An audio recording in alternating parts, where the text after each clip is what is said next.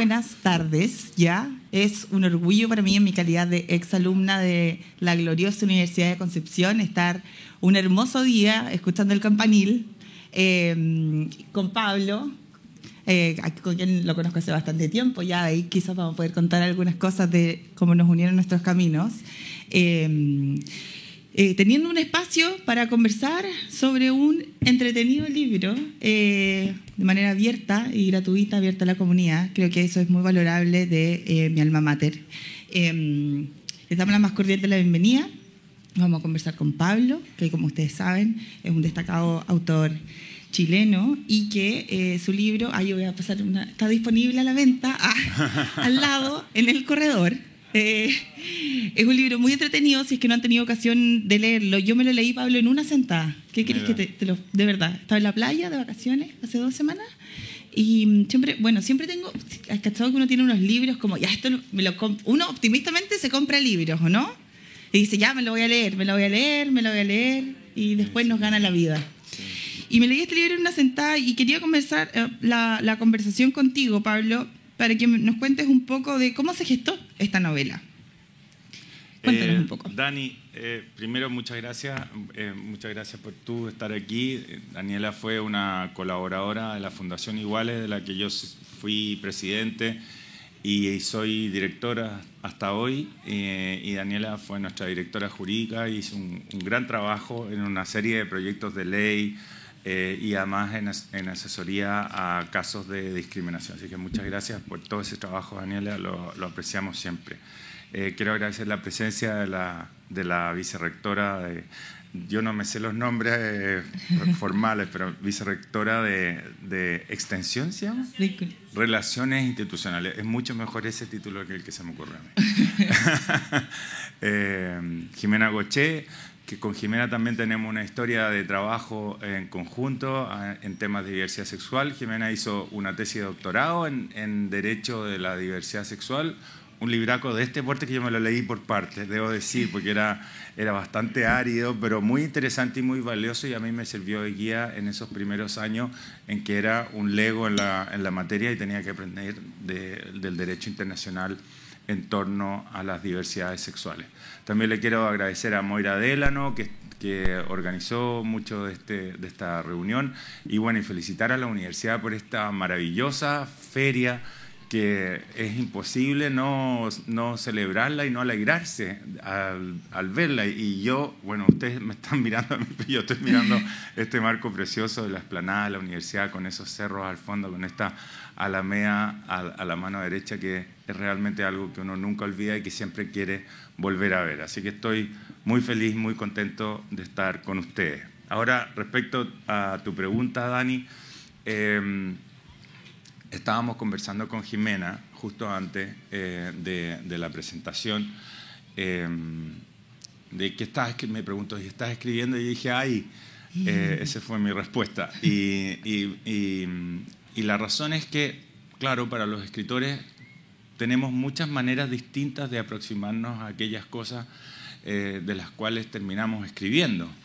Los momentos de inspiración, hay gente que se le ocurre las cosas de un momento para otro, hay otros que planifican prácticamente todo lo que van pensando, hay gente que piensa en tramas, otros que piensan en personajes.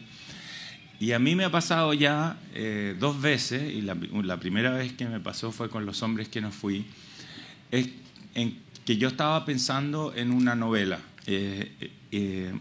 y la manera de pensarla era en una trama, con un personaje principal que más o menos respondía a esta trama. Ya ni me acuerdo ni de la trama ni del personaje principal, porque no la escribí la novela y sencillamente desapareció en la noche de mi memoria. Pero un día apareció en el diario que había un remate de antigüedades en una casa que yo había vivido en ella.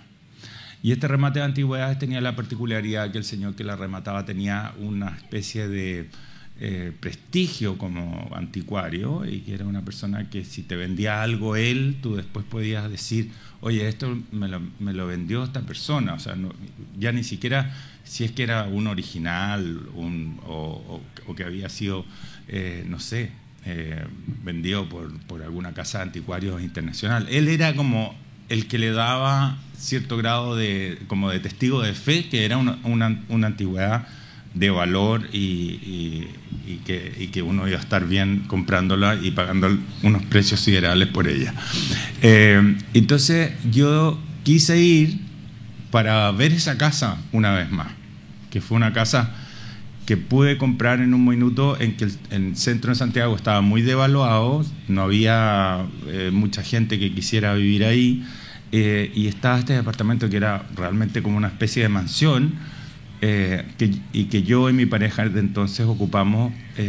Pusimos 3 muebles en una parte, otro lugar lo dejamos vacío. Siempre pensamos que iba a ser el salón de baile, pero que le decíamos el salón de baile, pero no lo habitamos porque era enorme. Bueno, y la habitación principal y así algunos lugares, pero realmente vivíamos en una suerte de palacio. Y este señor, cuando nos compró el departamento, dijo: yo necesito este departamento porque necesito desplegar mi colección de antigüedades y no hay ningún otro departamento donde me quepa. Y él tenía varias colecciones. Yo en los años que supe que estuvo ahí, supe que cambió la postura de la casa 2 o 3 veces para ir mostrando las distintas colecciones que él tenía. Bueno, este señor murió y se hacía el remate. Entonces yo fui a ver la casa, fui con una amiga, con Carla Gelfenbein, escritora también. Y estábamos caminando por ahí, mirando las habitaciones, y de repente me encuentro con un hombre de mi edad, de mi tiempo, podríamos decir, cuando yo empecé a salir del closet, empecé a ir a discoteca, a conocer hombres, qué sé yo, pero a él lo vi totalmente como acorazado, andaba muy vestido ese día, hacía algo de calor, pero él andaba como con una camisa, con un chaleco, con una especie de chaqueta, con un pañuelo, no sé, muy decorado él mismo, muy anticuado él mismo, podríamos decir. Que yo creo, no. Y pensé que yo podría haber sido como él. Ese fue el pensamiento. Dije: qué increíble que yo podría haber terminado como él, un hombre en cierto modo queriendo disimular su diversidad sexual, pero al mismo tiempo siendo como en esta especie como de protección de lo bello que lo rodeaba. Quería como tener un poder desde el buen gusto, hablaba con la voz engolada, decía: esta colección de opalina es mía, ese sillón me lo voy a comprar yo de todas maneras. Toda una cosa como una forma que a mí me pareció como que dije: que increíble, que yo estuve cerca de volverme este gay hiperestructurado y como formal, y como que tenía como una mirada, como pensar que las cosas bellas me podían proteger del machismo, en el fondo. Ese era como... que era un lugar, no sé si se acuerdan ustedes, pero en los 80 había muchas personas que se dedicaban, que eran diseñadores, y sigue habiendo, pero ahora se vive con mucha más libertad, pero que el reino de la belleza o del buen gusto era un coto privado de poder para eso, y desde ahí se ejercía el único poder posible para una persona gay, principalmente, ni siquiera lesbiana, diría yo. Y así se vivía. Entonces, como que yo siento que logré salir de ahí, logré salir de ese espacio que me parecía, en ese minuto, no estoy haciendo una crítica moral, porque me parecía que era el único espacio que había, pero también era un espacio reducido y que te podía asfixiar finalmente, ¿no? Porque estar constantemente como preocupado de, no sé, de hasta cómo están servidas las papas en el plato, puede ser muy asfixiante y muy terrible. Bueno, pasó el momento, salimos afuera con la Carla y caminando por la calle le comenté, le dije: mira, Carla, lo que me pasó, que sentí esto. Y me dijo: mira, qué impresionante, y como que ella se quedó dando vueltas. Ya. En la noche me encontré con otra amiga escritora, la Ariel Florencia Richards, que acaba de sacar un libro que se llama Inacabada, estoy leyéndolo, he leído 50 páginas, me está gustando mucho. Entonces me dice, ¿qué estás escribiendo?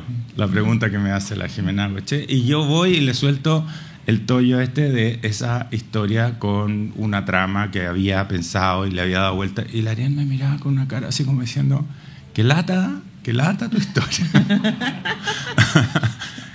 Y después me dice, como para salir del tema, porque se sintió incómoda, y para no decirme que era una lata, me dice, ¿y qué has hecho? Entonces yo le dije, no, hoy día de la mañana fue un remate, qué sé yo, y mira lo que me pasó. Y me dice, ahí hay un sentimiento. Y yo fue como que me hubiera dado como una especie de corriente eléctrica, porque dije, aquí hay una novela. El otro día me desperté y tenía la novela entera en la cabeza, no entera, pero sí tenía la estructura, tenía, digamos, la forma en que se desenvolvía. Y al principio, claro, me imaginé este encuentro con ese gay artesonado, podríamos llamarlo, que me había producido este sentimiento, que me estaba encontrando con un mundo del pasado, pero dije, claro, no tengo por qué encontrarme solo con ese pasado, sino con todos los pasados que correspondieron a la vida que más o menos tuve cuando viví en ese departamento. Entonces empezó a aparecer muchos otros personajes que fueron acompañando esa vida en esa época, que fue una época transicional, y fue la transición, correspondió con la transición política, fue finales de los 80, principios de los 90, y también fue una transición en los temas de la aceptación de las personas LGBTI. Y nada, entonces me desperté, eso sí, estuve con la Ariel y fui hasta subasta el viernes, y el sábado en la mañana dije, ya tengo, y escribí, me acuerdo, el primer capítulo, y empezaron a aparecer exnovias, ex compañeros de universidad, ex vecinos del barrio.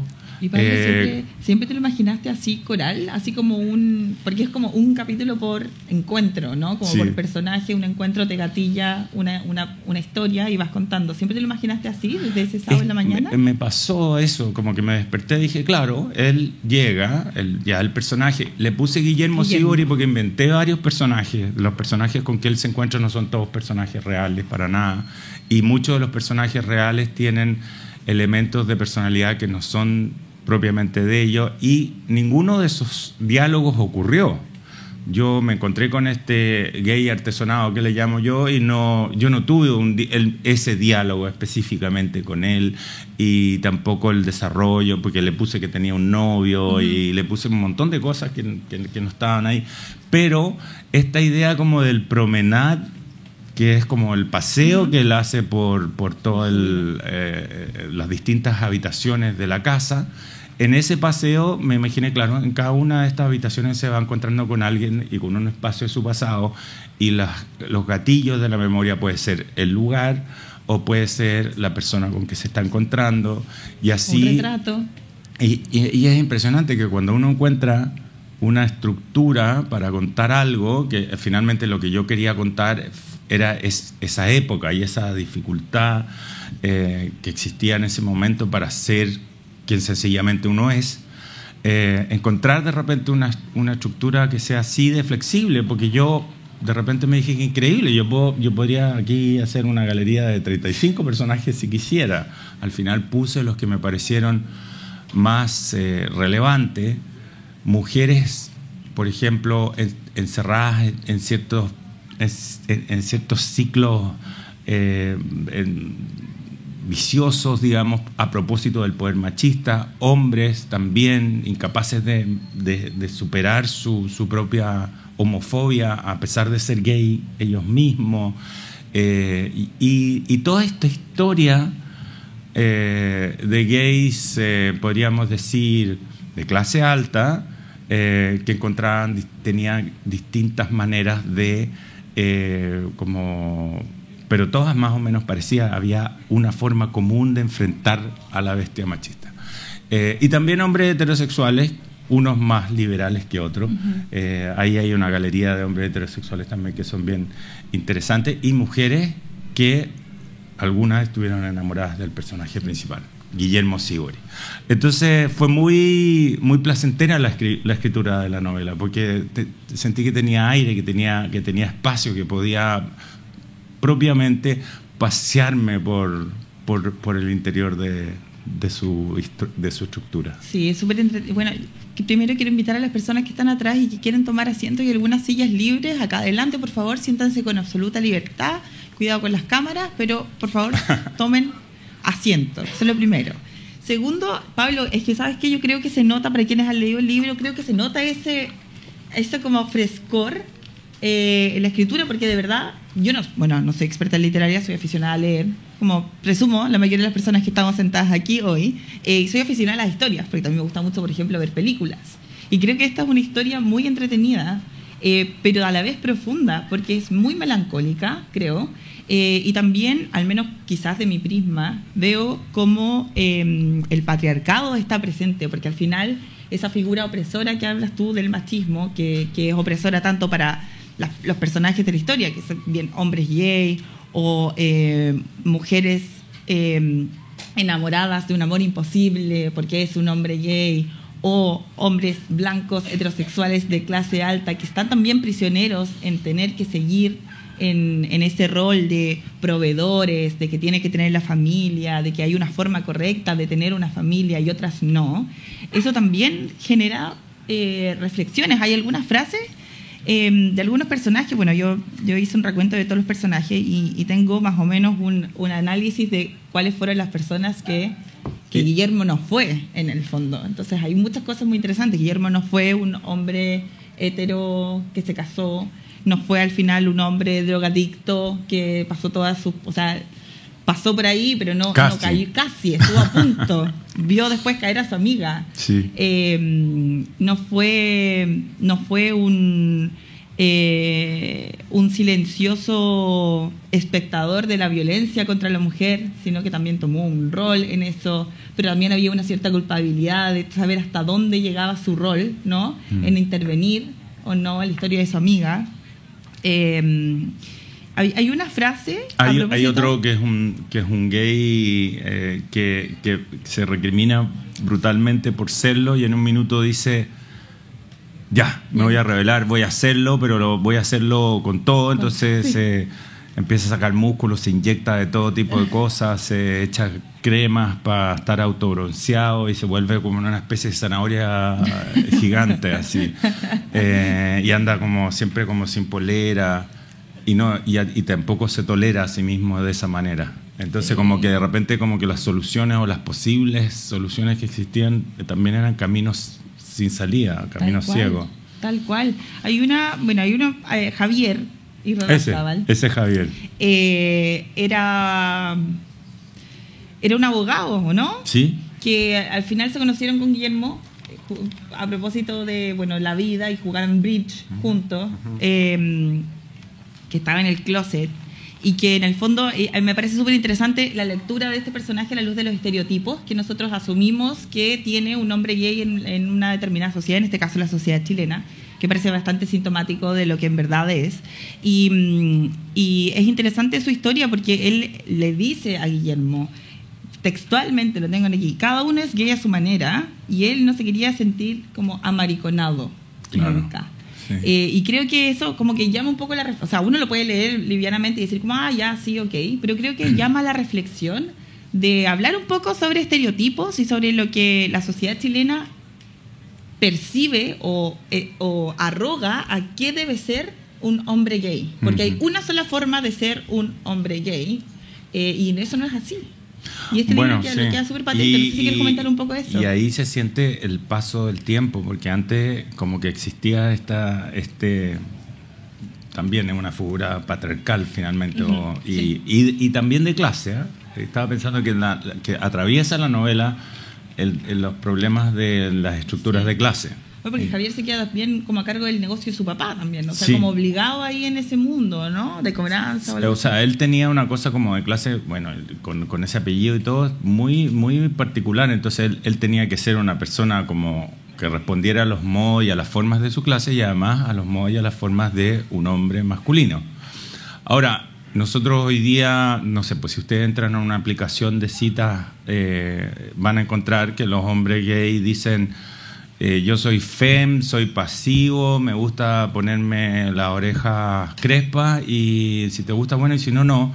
Pero también todavía persiste esa otra idea de decir masculino por masculino, solo los machos y así. O sea, ahí todavía... Claro, pelos. Pero creo que eso, lo que sí creo que ha cambiado, que las personas gays y las mujeres lesbianas también y las personas trans ya tienen una posibilidad de que otros tipos, para no llamarlo estereotipo, tengan también un lugar en el mundo, ¿no? Y ese lugar en el mundo también pueda encontrar a sus pares y eso no sea juzgado. O sea, el hombre que se le llama hoy fem, incluso puede tener un trabajo en una empresa sin ser necesariamente... Antes un hombre fem no lo contrataban, sencillamente. Sí. O una mujer muy mask tampoco la contrataban. Sencillamente eran personas sospechosas de perversidad o de lo que ustedes quieran, pero no pasaban la primera entrevista. Hoy día sí, uno lo ve en las empresas y en el gobierno y no sé, en todas las organizaciones e instituciones, que hay personas de la diversidad sexual con diferentes expresiones que pueden llegar a tener un trabajo e incluso surgir y llegar a tener digamos, cargos de importancia. No muchos, pero por ejemplo anteayer era la Noche por la Igualdad y teníamos los primeros representantes elegidos como autoridades de la República. Ahí estaba Emilia Schneider, estaba Marcela Riquelme, estaba el profesor Marco Antonio Ávila, que es ministro de Educación. Cosas que hace 30 años, que es lo que hace la novela, que es ir 30 años atrás, desde el día del estallido social, mira hacia esa época de los 90. Y esa época, los 90, era una época todavía muy asfixiante porque habíamos heredado el paradigma machista y de la dictadura. La dictadura nunca persiguió de manera, digamos, así como, no sé, los nazis persiguieron a los gays, a los judíos, a los gitanos, de manera declarada, pero sí estableció una idea muy machista de la sociedad. O sea, era el sistema de comunicación, toda la censura que existía, toda la forma de presentarse ante el mundo, tenía algo como de vida de regimiento, ¿no? El hombre sale a trabajar y a luchar por el país y la mujer se queda en la casa y es una mujer decorosa, que tiene que cuidar a los hijos y que tiene que mantener en alto el nombre de su marido. Ese era más o menos la estructura. Por supuesto que había disidencias ya en ese minuto funcionando, estaba la Casa de la Morada y habían personas que estaban, digamos, infiltrando ese canon cultural en el que vivíamos, pero ese era el canon cultural. Y hay una anécdota que yo siempre cuento, que está documentada en un libro de Óscar Contardo que se llama Raro, que a los que le interesa la historia de la diversidad sexual en Chile lo pueden leer porque es muy interesante. Y él dice que el presidente Aylwin va a Dinamarca en 1993 en visita de Estado. Y en Dinamarca, el año 1993, ya estaba aprobada la unión civil para las parejas LGBTI.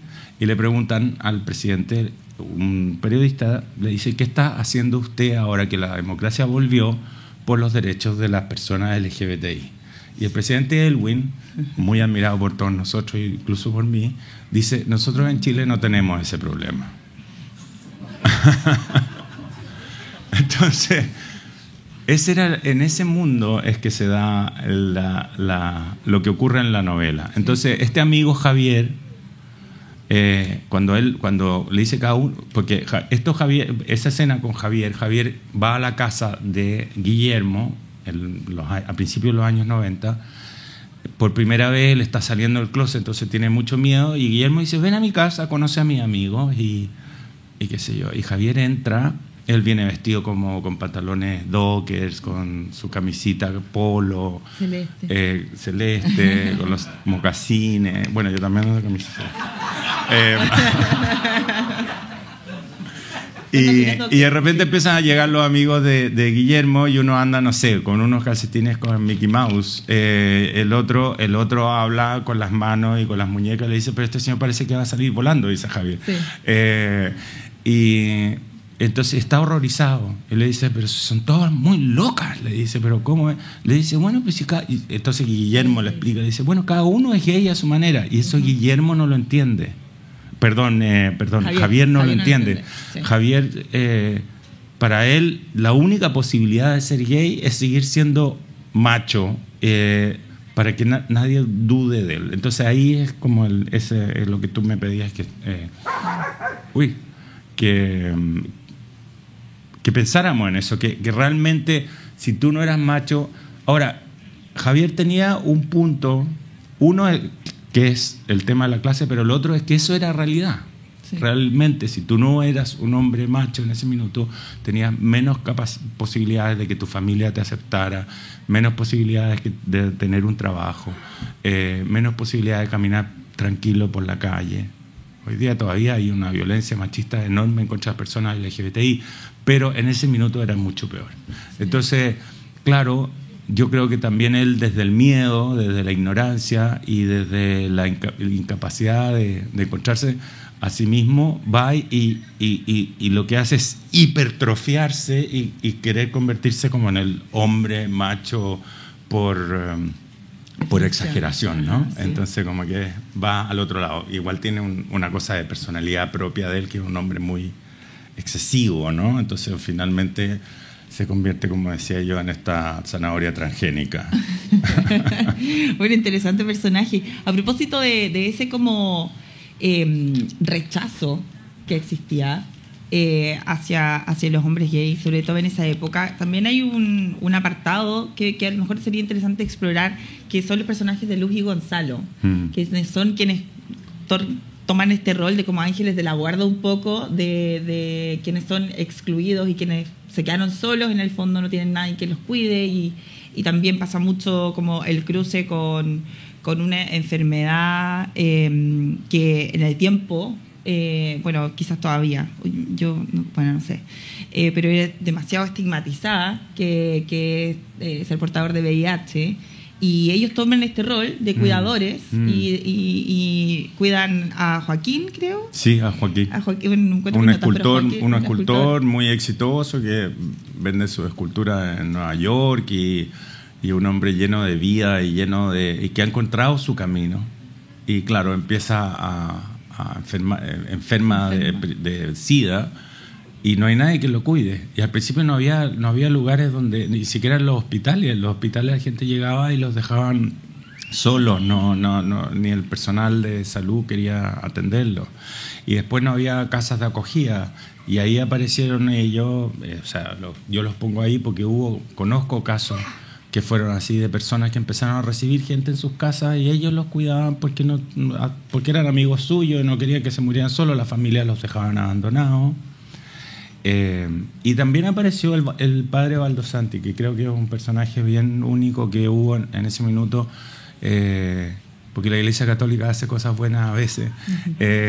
Y este padre abrió casas de acogida para personas con VIH y los vecinos armaban protestas frente a las casas para que se fueran, porque les daba miedo que, no sé, el virus saliera volando por el aire y les llegara hasta su casa.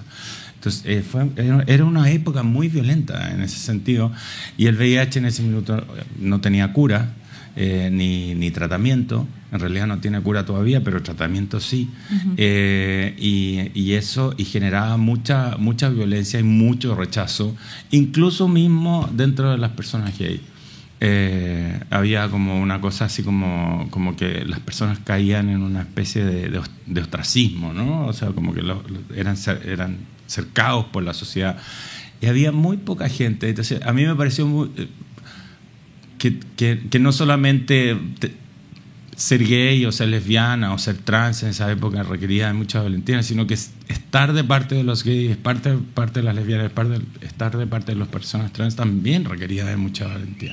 Y esta gente no solamente hacía eso, sino que los tomaba a estos amigos suyos, los ponía en su casa y los cuidaba hasta morir. Y me gusta mucho porque también son unos personajes bien atípicos, son personas con humor, son también anticuarios. Él es bisexual. A ella no importa nada que su marido sea bisexual, lo encuentro como divertido. Entonces, no sé, me parecieron como unos personajes, me dio mucho también placer escribir ese capítulo. Pero así fue, y si no hubiera sido por el padre Santi, y bueno, y después poco a poco el gobierno, el Estado comenzó a reaccionar y a darse cuenta que había un problema ahí de salud que había que atender, y se empezó a crear distintos pabellones especializados en los hospitales para que pudiera haber una atención de salud para estas personas. Pero si tú lo piensas, el VIH explotó en Nueva York en 1980 y esto era 1993, 1995. Entonces, realmente, durante la transición, el trabajo con la diversidad sexual fue dejó mucho que desear. Hay muchas deudas con ese mundo. No había ese problema en Chile. No había ese problema. Entonces, imagínate si el presidente de Chile dice que no hay ese problema. Imagínate cómo sería el resultado de las instituciones del Estado que tenían que responder a una crisis de salud de ese tamaño, además. Porque no era una crisis de salud la gente sencillamente adquiría el virus y muy pronto empezaban a morir. Sí, brutal. Y bueno, si lo llevamos esto como al día de hoy, yo pensaba que estos personajes son quienes hoy día conocemos como aliades de la comunidad, ¿no? Uh-huh. Y que han de a poco como que también dentro de esta como que ahí vemos personas a favor y en contra, depende del día que me preguntan también, esta categorización de como LGBTIQ+, también ahora están las personas aliadas, porque en el fondo es como levantar esa bandera de decir como yo estoy en verdad y apoyo de manera explícita las demandas de la comunidad. Y entonces me pareció súper interesante conocer a Luz y a Gonzalo, que además me pareció muy divertida. Sí. Otra historia que creo que... Bueno, quiero hacer un paréntesis. Hay una obra de teatro que se llama El ritmo de la noche, que no sé si la has visto. Sí, la vi. Que a propósito de lo que hablabas, de cómo al final se crearon estos lugares seguros en dictadura, es como un trabajo bastante etnográfico de lo que estaba pasando en dictadura y cómo los hombres gays en particular iban al búnker. Sí. Como un refugio. No era el búnker. Antes del búnker era el Fausto. Fausto. Sí. Había dos discotecas. Una era el Fausto y la otra se llamaba el Cuásar. Sí. El Cuásar, que quedaba en la calle Coquimbo y quedaba al lado de un regimiento. Entonces pasaba este regimiento de hombres gay por delante de los señores que estaban parados con los fusiles así que... Súper interesante por si les tinca. El Cuásar era súper divertido porque uno bailaba cumbia, era más... El Fausto era más pop, pero claro, eran lugares más o menos seguros y yo tengo la duda de por qué eran seguros. Porque el Cuásar, por ejemplo, hacían redadas muy seguido, ya en democracia, pero al Fausto prácticamente nunca. Entonces yo tengo la impresión, esta es una impresión y no tengo idea, pero tengo la impresión que el dueño del Fausto algún contacto tenía con el mundo de la dictadura. Y esto ha aparecido por varias partes. ¿O le conocía alguna historia a alguien? No, en el círculo de Pinochet había personas gay. Estaba Arancibia Clavel, por ejemplo, que era un personaje siniestro. Arancibia Clavel ponía bombas del año 70. Arancibia Clavel fue el primero que puso bombas en Chile en el año 70, cuando salió elegido Allende. Él puso bombas en una serie de lugares del barrio alto de Chile para crear como pánico, como en supermercados y cosas así, y decía que inventó un nombre de un grupo revolucionario que no existía, pero era él. Y después participó en una serie de asesinatos, bueno, principalmente en el asesinato de los Prats, que está documentado en un libro muy bonito de Amelia Altit que se llama, se me olvida el nombre en este minuto, pero El Día de la Patria, la palabra patria aparece, Por la Patria, ese. Y bueno, a él y había varios, yo creo que personas ahí, incluso hay un reportero, no un reportero, un escritor francés que se llama Frédéric Martel, que escribió este famoso libro Sodoma, en donde habla sobre la homosexualidad en el Vaticano. Él está muy obsesionado con esto del poder y la homosexualidad, como también era otra manera era como volverse muy, muy vaticanista y muy conservador, y a la misma tiempo ser muy gay. Y eso también pasaba en el mundo civil, ¿no? Que había personas, hombres, que se casaban, que vivían rodeados de los más fascistas de los fascistas. Yo conozco varios casos. Y que en el fondo y secretamente tenían una vida gay bastante liberal, diría, por lo menos decirlo, como pasa en el Vaticano. Entonces Frédéric Martel estudió, porque él piensa que hubo una relación más cercana de la que conocemos entre Pinochet y el Papa Juan Pablo II, que él cree que incluso Pinochet puso dinero para salvar al Banco Vaticano en un minuto que hubo una crisis financiera. Cree que puso dinero Pinochet, que puso de Colombia a través del cardenal López Trujillo, creo que se llama, y Maciel, que todos estos juntaron plata y mandaron, y por eso que Maciel, Trujillo, López Trujillo, y también acá en Chile Caradima, muy protegidos por el Papa, a pesar de todos tener historiales de ser abusadores de menores.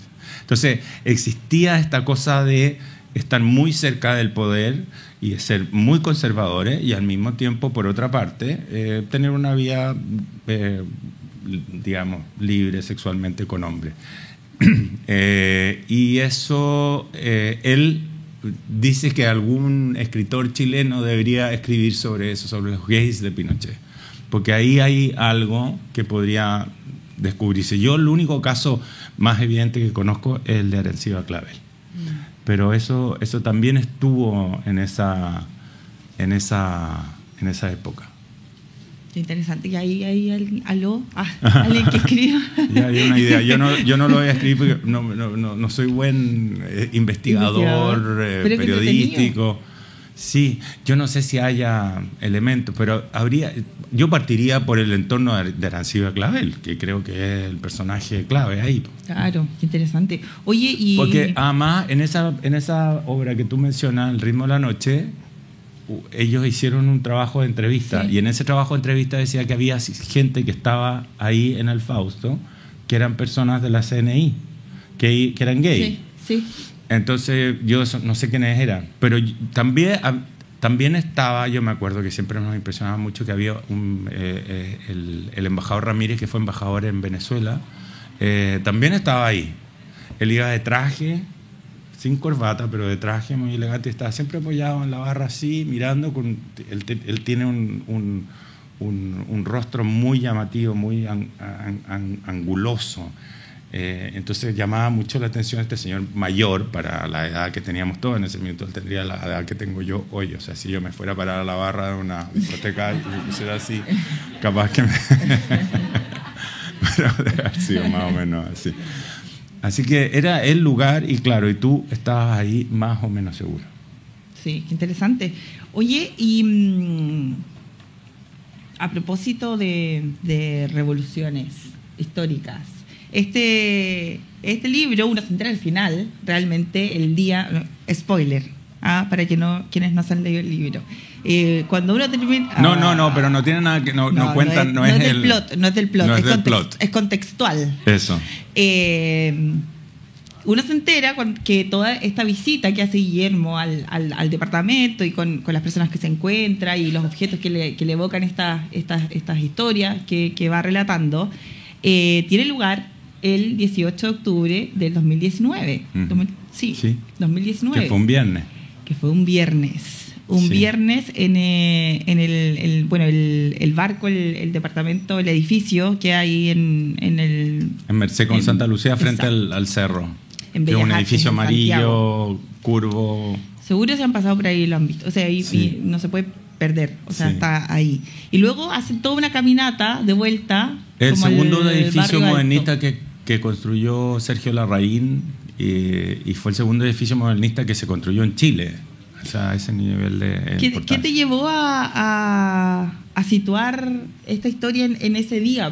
¿Por qué? ¿Por qué ese día de todos los días que pudo haber ido a ver su ¿Sabes? departamento? Hay una inspiración que es muy directa. Es una película que yo vi hace muchísimos años, que se llama El Arca Rusa, de Sokurov, que es una película, no sé si ustedes la habrán visto, en que es una cámara continua que va recorriendo el Hermitage, que en su momento fue el Palacio de los Romanov, y va recorriendo toda la historia de Rusia, pero principalmente la historia de los zares. Y entre medio aparece Catalina la Grande, bueno, los mismos Romanov, y alguna escena aparece también Brezhnev y otros jerarcas del Partido Comunista, pero en el fondo es como la historia de esta gran arca que es el Hermitage. Y el final de la película es un gran baile de blanco que se hace en este castillo, en que asiste toda la aristocracia rusa, y eso ocurre días antes de la ¿cómo se llama? La revolución de la primavera del 17, y es muy impresionante la escena porque están todos bailando y es como que estuvieran bailando flotando en un mar proceloso e incierto, y entonces termina la película y con toda la gente bajando por la gran escalera del palacio, y hay una ventana, y de repente la cámara se va a la ventana y muestra el mar Báltico, oscuro, gris, agitado, y a mí no se me olvidó nunca. Entonces sentí que esta gente en este paseo que se van dando por ese lugar, trayendo a colación uno de los ritos, que es el rito de heredar, que es un rito muy aristocrático, digamos, o muy de clase alta, de heredar de las cosas bonitas, de pasearse, mira esto que yo, y te comento esto, y si yo tengo una ¿cómo se llama? No sé qué alfombra tengo en mi casa, o un gobelino, y como que sentí que toda esta gente que estaba en esta suerte de baile, como ignorando lo que estaba pasando afuera, y nosotros días antes del estallido ya teníamos muchos signos de que había una incipiente explosión social, con todos los chicos saltándose los torniquetes, el metro se paraba cada rato, había un momento de tensión. Entonces sentí que y creo que lo digo en el libro, ¿no? Que toda esta gente seguía ahí apegada a estos viejos ritos que les dan pertenencia, paseándose, mirándose entre ellos, estando todos juntos, mientras afuera el mundo prácticamente se estaba viniendo abajo, ¿no? Entonces, hay escenas a lo largo de la novela que van mostrando esta tensión, no sé, en el momento que él se baja del metro. La novela empieza con él bajándose del metro, y hay estudiantes gritando dentro del metro, y hay un bullicio, y después hay una tensión al almuerzo, y de repente empieza a aparecer la gente caminando por las calles, y hay gente que camina, y empieza a salir las bombas lacrimógenas. Bueno, todo eso me pareció muy...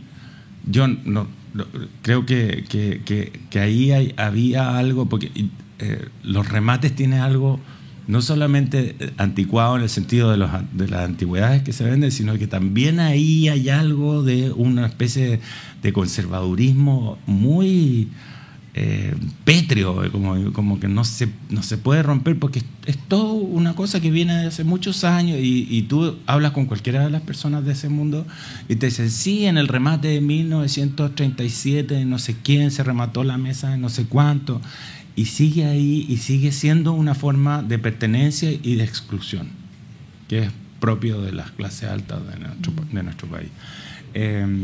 Y así que, no sé, creo que eso fue ese y ahora no podemos seguir contando, porque ahora sí podríamos seguir a contar cuál es el final, pero no.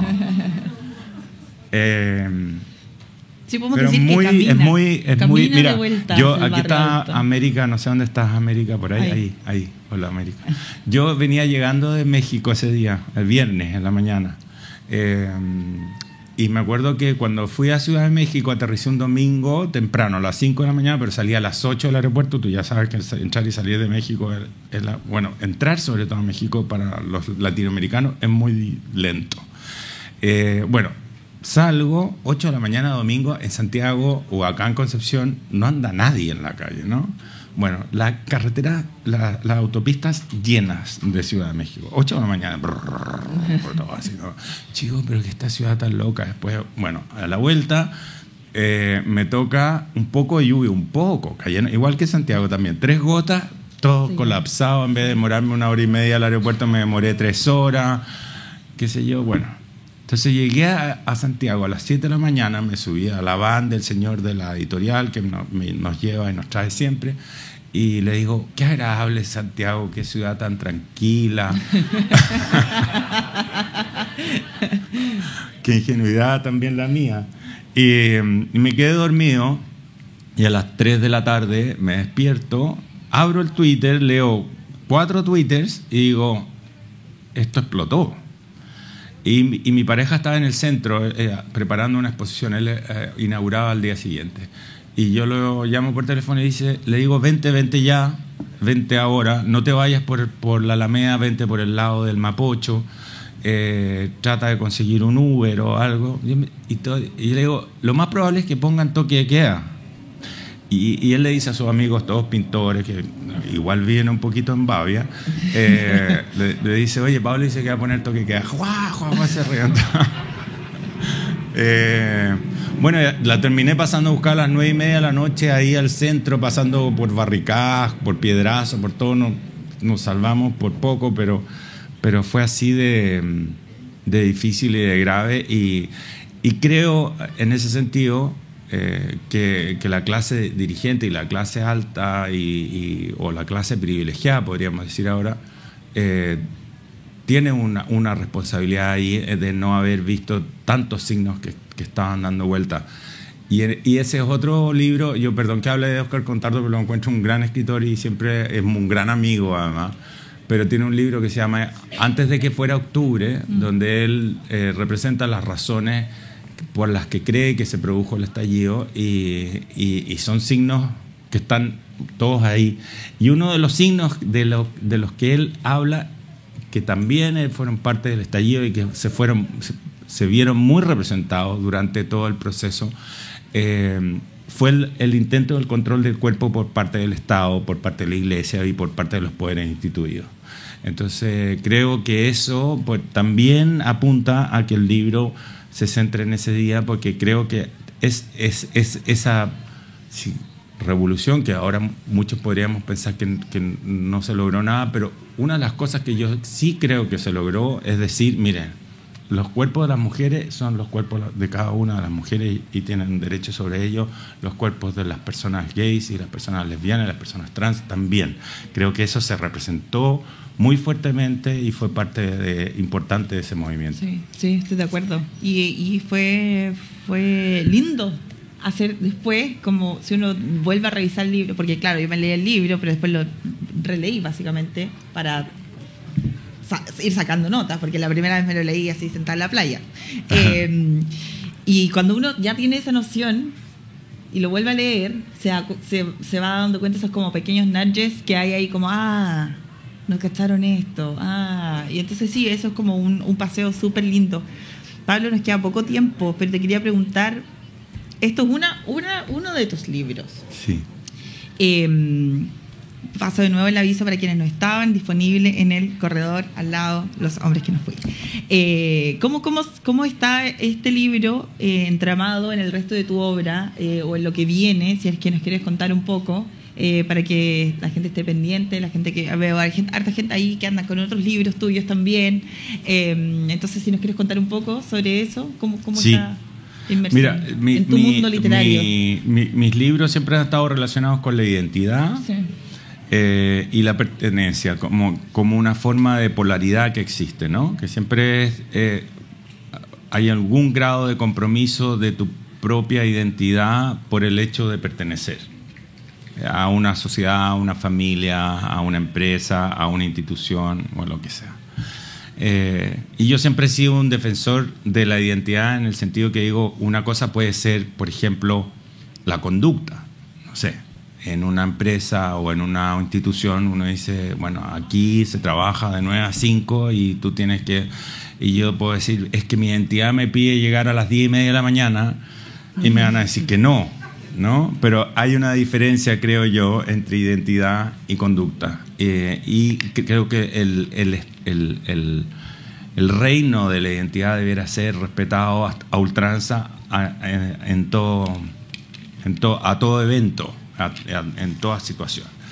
Y eso en Chile nunca ha sido obvio, menos obvio era en esos años de los 90, de los 80, y tampoco termina de ser obvio hoy día. Pero a propósito de esto estábamos conversando cómo ha habido distintas instancias de querer controlar el cuerpo, por ejemplo, de los chilenos por parte de las instituciones estatales y religiosas. Y si hay algo que representa nuestra identidad también es como nuestro cuerpo y la performance de nuestro cuerpo y la forma en que nosotros nos expresamos identitariamente, nuestra expresión de género y así. Eso creo que era una parte fundamental de mi escritura y está en todos mis libros. Y yo creo que desde Jardín en adelante, que sería Jardín, Desastres Naturales y Los Hombres que no fui, también como que empecé a pensar en esa polaridad, pero también con el elemento del poder más consciente. Más decir, aquí no solamente es un tema de pertenencia versus identidad, sino que también cómo la pertenencia es ejercida como una forma de poder coactivo sobre las personas que quieren tener como una independencia identitaria. Entonces, ¿cómo funciona el poder adentro de las familias? ¿Cómo funciona el poder dentro de las instituciones? ¿Cómo funciona el poder dentro de las clases sociales? ¿Cómo funciona para lograr que esas personas se acomoden a estas especies de arquetipos supuestamente ejemplares, ¿no? O sea, ser de una manera te salva, te asegura el camino del éxito, te asegura el camino de la aceptación. Entonces, todo eso, al principio uno piensa y dice, no, pero esto es porque las cosas son así. No, que no necesariamente son así. Hay alguien o hay algo que está ejerciendo un poder ahí y entonces me gusta intentar desentrañarlo. Y este libro creo yo que responde también a esa misma motivación. Qué interesante. Señoras y señores, esto fue Pablo Simonetti, Los Hombres que no fui, en la Feria Internacional del Libro de la Universidad de Concepción. Muchas gracias. Muchas gracias. Muchas gracias.